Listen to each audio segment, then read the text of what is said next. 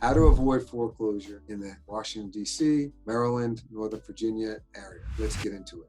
Each one is different. Right now, the way the laws are, Virginia is the easiest for a bank to foreclose on. Maryland is difficult, and DC is even more difficult than Maryland. In the foreclosure process, each state is handled differently. Some states are judicial, some are non-judicial. Judicial means the bank has to file a lawsuit.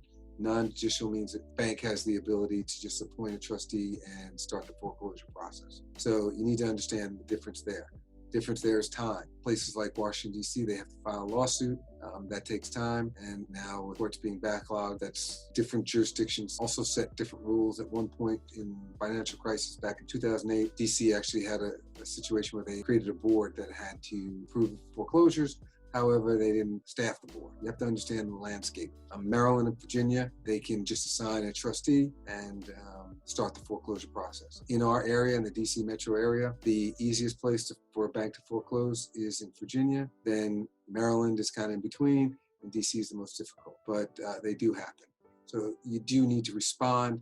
You do need to be proactive, determine what your capabilities are, what you want to accomplish, and then let's plan a strategy from there. Below, you'll find a link to my book, How to Avoid Foreclosures. It's about 97 pages. I go through a lot of the same details I just discussed here, but in depth. Get your free copy, and from there we can discuss your situation. I work with specific attorneys that specialize in working for the consumer, to protect the consumer, and negotiate the short sale or negotiate the reinstatement of the mortgage, whatever it takes. But it's something that requires a specialist. Just like anything else, you wouldn't perform surgery on yourself. In this case, you need to hire a professional.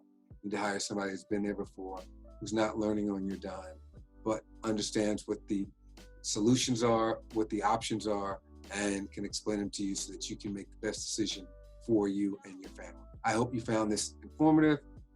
By all means, leave your comments below. Take care. Pleasure speaking to you. My name is Mark Cormier. I'm a licensed realtor.